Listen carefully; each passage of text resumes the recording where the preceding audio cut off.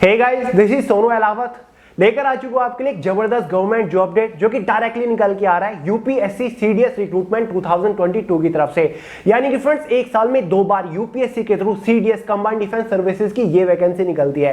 Friends, अगर आपको Indian military academy, Indian naval academy, Indian air force officer training academy एक higher level की post के ऊपर ज्वाइन करना है, लेफ्टिनेंट की पोस्ट पे, तो ये अपॉर्चुनिटी आपके लिए सबसे बेस्ट रहने वाली है। फ्रेंड्स, ऑल इंडिया की वैकेंसी होती है, मेल और फीमेल दोनों ही कैटेगरी कैंडिडेट के लिए इसमें काफी सारी वैकेंसीज रखी जाती हैं।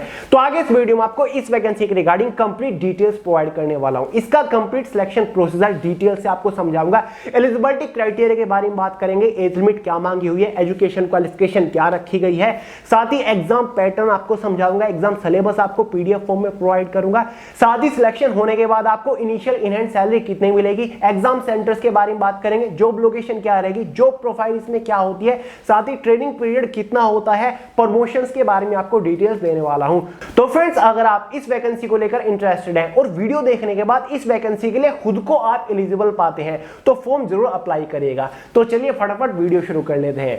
बट उससे पहले, जैसे कि आपको पता ही है फ्रेंड्स, कल 20 मई है और शाम 5 बजे इसी चैनल के ऊपर स्पेशली एसएससी वालों के लिए मोस्ट इंपोर्टेंट वोकैबुलरी का एक सुपर फास्ट मैराथन आ रहा है। स्पेशली एसएससी सीएचएसएल वालों, आप तो बिल्कुल भी मिस मत करिएगा क्योंकि 24 मई से आपका एग्जाम है। तो कल शाम 5 बजे मोस्ट इंपोर्टेंट वोकैबुलरी का सुपर फास्ट मैराथन बिल्कुल भी मिस नहीं करना है। तो चलिए बात कर लेते हैं अपनी वैकेंसी के बारे में। तो जैसे कि मैंने आपको बताया, कंबाइंड डिफेंस सर्विसेज के अंडर ये वैकेंसी निकलती है। टोटल नंबर ऑफ वैकेंसी इस बार 339 निकली हुई है, जो कि डिफरेंट ट्रेड या फिर ब्रांचेस या फिर पोस्ट के अकॉर्डिंग डिवाइड की हुई है, जिसमें हमारा एक इंडियन मिलिट्री एकेडमी है जिसके अंदर टोटल नंबर ऑफ वैकेंसी 100 निकली हुई है। साथ ही हमारी OTA officer training academy main candidate के लिए जो वैकेंसी रखी गई है वो 169 रखी है। साथ ही ऑफिसर ट्रेनिंग एकेडमी में वुमेन कैंडिडेट के लिए भी यहां पर वैकेंसी रखी गई है, टोटल वैकेंसी 16 है। साथ ही हमारे इंडियन एयरफोर्स के लिए टोटल नंबर ऑफ वैकेंसी 32 रखी गई है। साथ ही आईएनए इंडियन नेवल एकेडमी के लिए टोटल नंबर ऑफ वैकेंसी 22 रखी गई है। बात कर लेते हैं इसकी इंपोर्टेंट डेट्स के बारे में। फॉर्म इसके ऑलरेडी कल से यानी कि 18 मई 2022 से हो चुके हैं। फॉर्म की जो लास्ट डेट है वो 7 जून 2022 रखी गई है। साथ ही इसका जो ओएमआर बेस्ड एग्जाम होने वाला है वो 4 सितंबर 2022 से होने वाला है। फॉर्म फीस के बारे में बात करें, जनरल ओबीसी कैटेगरी वालों के लिए 200 फॉर्म फीस चार्ज की गई है। एससी एसटी फीमेल कैंडिडेट के लिए कोई भी फॉर्म फीस चार्ज नहीं किए गए हैं। फाइनली बात कर लेते हैं भाई इसकी एज लिमिट के बारे में, उसके बाद एजुकेशन क्वालिफिकेशन के बारे में बात करेंगे। देखिए फ्रेंड्स, इसमें हमारी जो डिफरेंट ब्रांचेस रखी हुई है, जैसे कि इंडियन मिलिट्री एकेडमी हो गया, ओटी हो गया, इंडियन एयरफोर्स एकेडमी हो गया, इनके अकॉर्डिंग इसकी एज लिमिट भी वेरी करती है। तो मैं आपको क्लियरली बताता हूं, आप देखते हुए चलिएगा। देखिए फ्रेंड्स, अगर आप ओटीए ऑफिसर ट्रेनिंग एकेडमी के लिए फॉर्म अप्लाई करना चाहते हैं तो आपका जन्म 2 जुलाई 1998 से लेकर 1 जुलाई 2004 के बीच में हुआ है तो आप एलिजिबल है ऑफिसर ट्रेनिंग एकेडमी के लिए।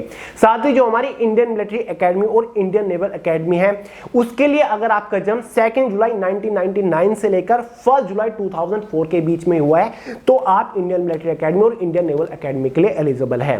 साथ ही अगर आप इंडियन एयरफोर्स के लिए फॉर्म अप्लाई करना चाहते हैं तो आपका जन्म 2 जुलाई 1999 से लेकर 1 जुलाई 2003 के बीच में हुआ है तो आप इंडियन एयरफोर्स के लिए एलिजिबल है।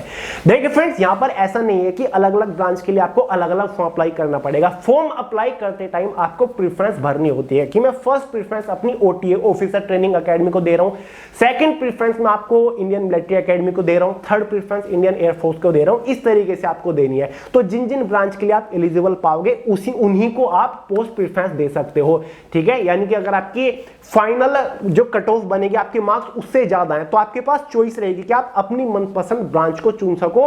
आप इंडियन मिलिट्री एकेडमी में भी जा सकते हो या फिर आप एयरफोर्स में भी जा सकते हो, ठीक है। तो प्रेफरेंस आपकी इसमें दी जाएंगी। क्लियर हुआ डाउट? फाइनली, और सबसे ज्यादा जो लोग पसंद करते हैं ना मेरे हिसाब से, वो ऑफिसर ट्रेनिंग एकेडमी को पसंद करते हैं। पता नहीं क्यों, क्योंकि इसमें एग्जाम में मैथमेटिक्स नहीं होता ना, इसलिए ऑफिसर ट्रेनिंग एकेडमी की तरफ ज्यादातर लोग भागते हैं। बात करते हैं भाई एजुकेशन क्वालिफिकेशन के बारे में। अगर आप इंडियन मिलिट्री एकेडमी और ऑफिसर ट्रेनिंग एकेडमी के लिए फॉर्म अप्लाई करना चाहते हो तो आपने कोई भी बैचलर डिग्री पास कर रखी हो तो आप एलिजिबल है इन दोनों ब्रांचेस के लिए। लेकिन अगर आप एयरफोर्स के लिए अप्लाई करना चाहते हो तो आपने कोई भी बैचलर डिग्री पास कर रखी हो, 12th में आपके पास मैथ और फिजिक्स सब्जेक्ट होना कंपलसरी है, या फिर आपने कोई भी बैचलर इंजीनियरिंग अगर कर रखी है तो भी आप एयरफोर्स के लिए एलिजिबल है। इंडियन नेवल एकेडमी के लिए अप्लाई करने के लिए आपने कोई भी बैचलर इंजीनियरिंग की हो तो आप एलिजिबल हो पाओगे। क्लियर है? देखिए, इंडियन मिलिट्री एकेडमी और ओटीए के लिए सबसे सिंपल क्वालिफिकेशन है कोई भी बैचलर डिग्री, यानी कि बीए वाला भी अप्लाई कर सकता है। फाइनली बात कर लेते हैं इसके सिलेक्शन प्रोसीजर के बारे में, यानी कि अगर आप इसका ऑनलाइन फॉर्म अप्लाई करते हो तो फाइनल सिलेक्शन लेने तक आपको किस किस स्टेज से होकर गुजरना पड़ेगा। बेसिकली फ्रेंड्स, इसका कंप्लीट सिलेक्शन प्रोसीजर दो ही मेजर स्टेजेस के ऊपर टिका हुआ है। स्टेज फर्स्ट में आपका एक ऑफलाइन एग्जामिनेशन होने वाला है, डिटेल से आपको बताऊंगा। एग्जाम के बाद एक कट ऑफ बनेगी जो कि डिसाइड करेगी कि आप सेकंड स्टेज में एंटर करोगे या फिर नहीं। सेकंड स्टेज में आपका एक personality test and intelligence test होने वाला है जो कि एसएसबी कंडक्ट कराता है, सर्विस सिलेक्शन बोर्ड। इसके बारे में भी डिटेल से बताऊंगा।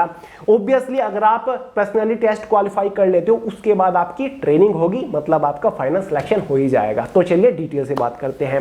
बात कर लेते हैं स्टेज फर्स्ट के बारे में, जिसमें आपका एग्जाम होगा।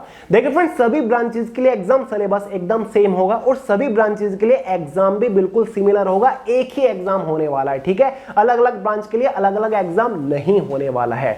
देखिए फ्रेंड्स, अगर आपने केवल ओटीए ऑफिसर ट्रेनिंग एकेडमी के लिए ही फॉर्म अप्लाई किया है तो आपको दो सब्जेक्ट का ही सामना करना पड़ेगा, जिसमें से आपको इंग्लिश का सामना करना पड़ेगा और साथ ही जनरल नॉलेज का सामना करना पड़ेगा। लेकिन अगर आपने Indian military academy, Indian naval academy और इंडियन एयरफोर्स के लिए भी फॉर्म अप्लाई किया है, इनको भी प्रेफरेंस दी है, तो आपको एक और एक्स्ट्रा सब्जेक्ट के लिए एग्जाम देना पड़ेगा जो कि हमारा एलिमेंट्री मैथ रहने वाला है। तो इसको डिटेल से समझते हैं। देखिए फ्रेंड्स, अगर आपने सभी पोस्ट को प्रेफरेंस दी है, सभी ब्रांचेस को प्रेफरेंस दी है, तो सबसे पहला आपका एग्जाम होगा इंग्लिश का, ठीक है? 100 क्वेश्चन आएंगे, 100 मार्क्स ही होंगे और 2 आवर आपको इसको सोल्व करने के लिए दिए जाएंगे। 2 घंटे में आपको इंग्लिश के 100 क्वेश्चन सोल्व करने होंगे।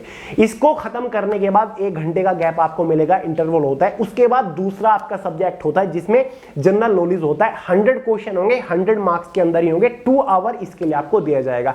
उसके बाद 1-1.5 घंटे का और आपको गैप मिलता है।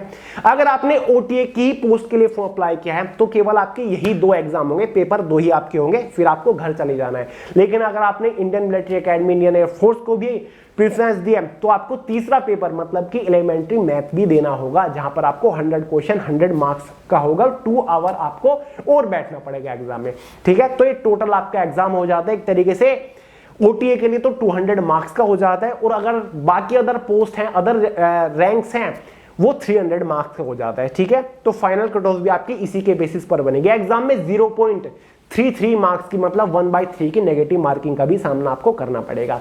क्लियर हुआ डाउट? एग्जाम सेंटर इसके ऑल ओवर इंडिया के अंदर आपको अपने होम स्टेट में एग्जाम सेंटर मिल जाएगा। जब आप फॉर्म अप्लाई करोगे तो आपके पास चॉइस रहेगी एग्जाम सेंटर चूज करने के। फाइनली एग्जाम होने के बाद एक कट ऑफ बनेगी, ठीक है? ब्रांच के अकॉर्डिंग कट ऑफ बनेगी कि भाई ये की कट ऑफ इतनी गई है, इंडियन मिलिट्री एकेडमी की कट ऑफ इतनी है, इंडियन एयरफोर्स की इतनी है, इंडियन नेवल एकेडमी की कट ऑफ इतनी है। उसी के बेसिस पर आपको पर्सनालिटी टेस्ट के लिए भेजा जाएगा, ठीक है? क्योंकि ये बहुत ज्यादा वेरी करता है। इससे यही पता चल जाएगा कि आप इंडियन मिलिट्री एकेडमी को आगे चल के सर्व करोगे, कि आप इंडियन एयरफोर्स को सर्व करोगे, कि आप फिर एज अ ओटीए आप सर्व करने वाले हो, ठीक है? कट ऑफ के बाद आपको पर्सनालिटी टेस्ट के लिए बुलाया जाएगा जो कि एसएसबी के अंडर होगा। देखिए फ्रेंड्स, अगर आपका सिलेक्शन इंडियन मिलिट्री एकेडमी के अंडर होता है तो आपको देहरादून भेजा जाएगा, क्योंकि देहरादून में ही इंडियन मिलिट्री एकेडमी है।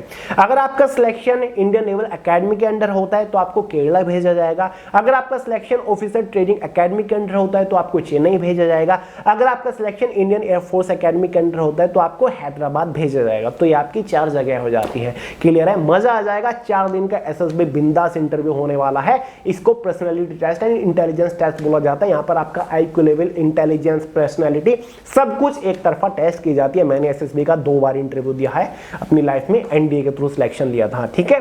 फाइनली बात कर लेते हैं भाई सिलेक्शन के बाद इनिशियल इन हैंड सैलरी क्या रहेगी। जस्ट आफ्टर सिलेक्शन जो आपकी इनिशियल इन हैंड सैलरी रहेगी ट्रेनिंग पीरियड के टाइम पर भी, वो आपकी लगभग 7,000 के आसपास, 67,000 के आसपास आपकी इनिशियल इन हैंड सैलरी रहने वाली है, क्योंकि इस पोस्ट का जो ग्रेड पे है वो 5400 रुपया, 5400 के आसपास। तो भाई सैलरी तो जबरदस्त आपकी रहने ही वाली है, ठीक है, अब बात कर लेते हैं हमारी ट्रेनिंग पीरियड के बारे में, उसके बाद प्रमोशंस के बारे में बात करेंगे। ओटीए ऑफिसर ट्रेनिंग एकेडमी की जो ट्रेनिंग पीरियड है वो आपका 49 वीक्स यानी कि 49 हफ्ते का होने वाला है, जहां पर आपको पोस्ट ग्रेजुएशन डिप्लोमा कराया जाता है इन डिफेंस मैनेजमेंट के लिए। ठीक है, तो यहां पर आपको सर्टिफिकेशन कोर्सेज मिलते हैं। अगर आप इंडियन मिलिट्री एकेडमी के अंडर ट्रेनिंग कर रहे हो तो वहां पर आपको 18 मंथ 18 महीने मतलब 72 वीक्स की ट्रेनिंग करनी होती है। इंडियन एयरफोर्स के अंडर आप ट्रेनिंग कर रहे हो तो आपको 74 वीक्स की ट्रेनिंग होगी। ठीक है, ये आपका प्रोबेशन पीरियड रहेगा, मतलब आपको प्रॉपर सैलरी भी मिलने वाली है जबरदस्त लेवल के। बात कर लेते हैं पोस्टिंग और प्रमोशंस के बारे में कि प्रमोशंस क्या क्या मिलने वाले हैं। देखिए फ्रेंड, जो आपका सिलेक्शन होगा ना वो लेफ्टिनेंट की पोस्ट के ऊपर होने वाला है। ठीक है, लेफ्टिनेंट की पोस्ट के ऊपर आपका सिलेक्शन होगा। ट्रेनिंग के बाद लेफ्टिनेंट की पोस्ट के ऊपर 2 साल काम करने के बाद आपको कैप्टन की पोस्ट मिल जाएगी। सिलेक्शन होने के 6 साल तक काम करने पर आपको मेजर की पोस्ट मिल जाएगी। 13 साल तक काम करते रहोगे आपको लेफ्टिनेंट कर्नल की पोस्ट मिल जाएगी।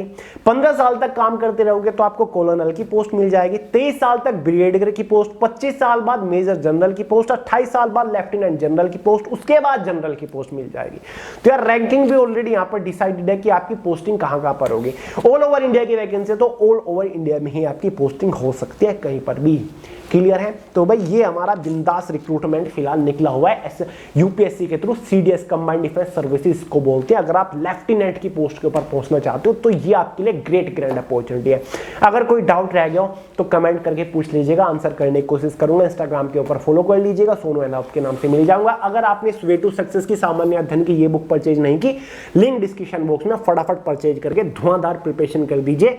रियल क्वेश्चंस के ऊपर आप प्रैक्टिस कर पाओगे। सभी प्रीवियस ईयर के क्वेश्चन इसमें दे रखे हैं exam wise, shift wise, date wise, तो लिंक डिस्क्रिप्शन बॉक्स में। तो चलिए दोस्तों, वीडियो पसंद हो लाइक करिएगा, दोस्तों शेयर करिएगा, चैनल को सब्सक्राइब करना मत भूलिएगा। मिलते हैं अगली वीडियो में बहुत जल्द, तब तक के लिए जय हिंद।